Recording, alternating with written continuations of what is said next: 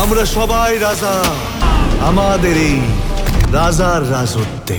দেবের upcoming cinema খাদানের একটা teaser দিয়ে দেওয়া হয়েছে। সিনেমাটার মধ্যে দেবকে দুটো চরিত্রে দেখা যাবে, একটা হচ্ছে বাবা, অন্যটা হচ্ছে ছেলে। প্রথম টিজারটার মধ্যে দেবের বাবার ক্যারেক্টারটাকে দেখানো হয়েছিল, যেখানে দেবের এই বাবার ক্যারেক্টারটা অসাধারণভাবে ফুটিয়ে তোলা হয়েছিল। এবার দ্বিতীয় টিজারে দেবের ছেলের ক্যারেক্টারটাকে দেখানো হয়েছে, যেখানে দেবকে টপ নচ লেভেলের লেগেছিল।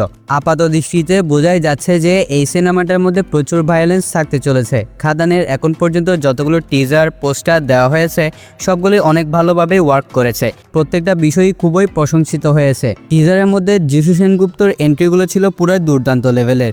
যিশু যতবারই স্ক্রিনে এসেছে ততবারই গুজবাম্প ফিল দিয়েছে। যিশু সেনগুপ্ত অলরেডি সবগুলো ইন্ডাস্ট্রির মধ্যে ব্যাপকভাবে অসাধারণ পারফরমেন্স দিয়ে চলেছে। এই সিনেমাটার মধ্যেও তার বিপরীত হয়নি। এটা একটা পলিটিক্যাল অ্যাকশন সিনেমা হতে চলেছে, যার কারণে দেবের যে বাবার ক্যারেক্টারটা থাকবে সেখানে যিশু সেনগুপ্তের সাথে খুব ভালো একটা বন্ধুত্ব দেখানো হবে। এরপর হয়তো পলিটিক্যাল কোনো কারণে যিশু সেনগুপ্ত দেবের সাথে বেইমানি করবে, এরপর দেবের বাবার ক্যারেক্টারটাকে মেরে ফেলা হবে। এরপর এখানে যে ছেলের ক্যারেক্টারটা থাকবে সেটা হয়তো বাবার যে কাজগুলো থাকে সেগুলো কন্টিনিউ করবে, যেরকম একটা বিষয় আমরা অলরেডি দেবার সিনেমাটার মধ্যে দেখতে পেয়েছি। তো স্টোরিটা কিছুটা এরকমই হতে চলেছে। এটা জাস্ট একটা প্রেডিকশন। আসল স্টোরি তো ট্রেলার দেখলে তখন হালকা করে প্রেডিক্ট করা যাবে। তাছাড়া টিজারটার মধ্যে দেবের ডায়লগ ডেলিভারিগুলো ছিল পুরো অসাধারণ লেভেলের, আর টিজারের মধ্যে দেবের স্ক্রিন প্রেজেন্স ছিল পুরো দুর্দান্ত আর টপ নচ লেভেলের। তাছাড়া action, colour grading, costume design ছিল নজর কাড়া। যাদের যাদের ট্রেলারে স্পেস দেওয়া হয়েছে তাদের প্রত্যেকেরই অভিনয় ছিল পুরো প্রাণবন্ত। ইদিকা পোলকে একটা গানের দৃশ্যে দেখা গিয়েছে, যেখানে তাকে অনেকটাই ন্যাচারাল লেগেছে। দেবের সাথে ইদিকা ও বরখা দুজনের কেমিস্ট্রি দারুণ মানিয়েছে। আর দেব আর যিশু সেনগুপ্ত লড়াইটা যে ফাটিয়ে দিবে সেটা আর নতুন করে বলার দরকার নাই। তাছাড়া এই যে লুকটা দেখতে পাচ্ছেন, এই লুকটা দেখে মনে হচ্ছে এটা অ্যানিমেলের আজিজ ক্যারেক্টারটার থেকে ইন্সপায়ার হয়ে নেওয়া হয়েছে।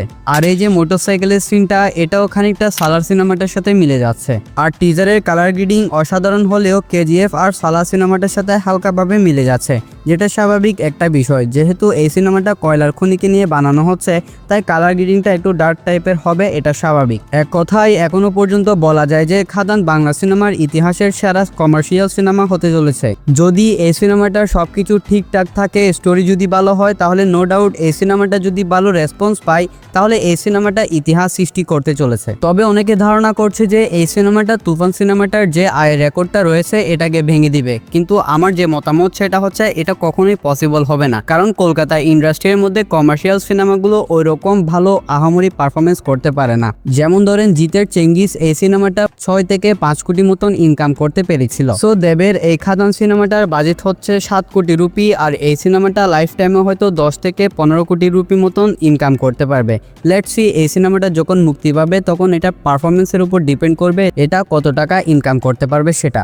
আর যাই হোক, 7 কোটি বাজেটে তৈরি হওয়া খাদান সিনেমাটা এখন পর্যন্ত যা কিছু দিয়েছে সবগুলি প্রশংসিত হয়েছে।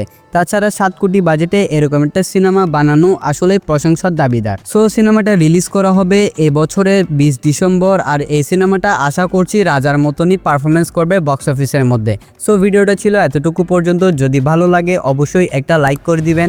চ্যানেলে যদি নতুন হয়ে থাকেন অবশ্যই সাবস্ক্রাইব করে দিবেন। দেখা হচ্ছে নেক্সট ভিডিওতে। ততক্ষণ ভালো থাকবেন, সুস্থ থাকবেন। Take care. আল্লাহ হাফেজ।